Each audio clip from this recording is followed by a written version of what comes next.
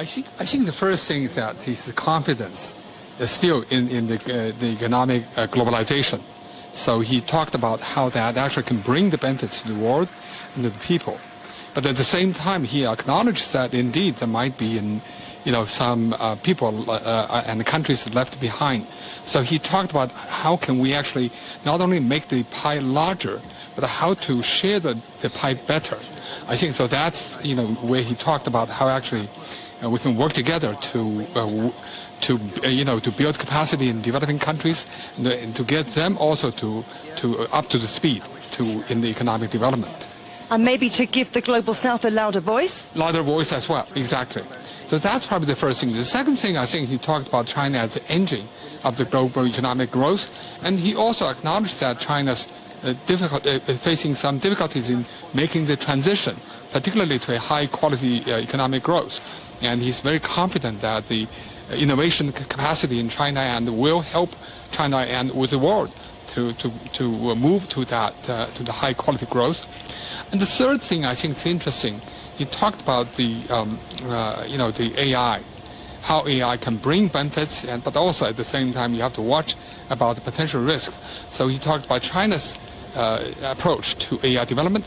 It's basically development and the safety and security, two wheels to drive that development.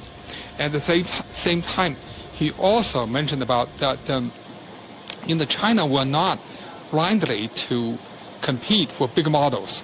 China will try to benefit. You use AI for the benefit of people rather than competing for big models. Let's talk about China's relationship with the US quickly. The second largest economy, faces the possibility of tariffs now with the freshly inaugurated Trump in the White House. Having heard what Ding had to say, how do you see the relationship between China and the US moving forward? I think Ding didn't really mention the U.S. directly. He mentioned about, I think that China has been very much trying to keep the economy open. I think China's tariff on average is about 7.3, which is actually much lower than a lot of people expect. So I think China is wanting to continue in that. I think that's a tacit response to the, to the trade threat. To the tariff threat. So I think that also given the current interactions between the U.S. and China, we have the Vice President Han Zheng in the inaugural meeting. And so I think hopefully that this might bring a new chapter of the U.S.-China relationship.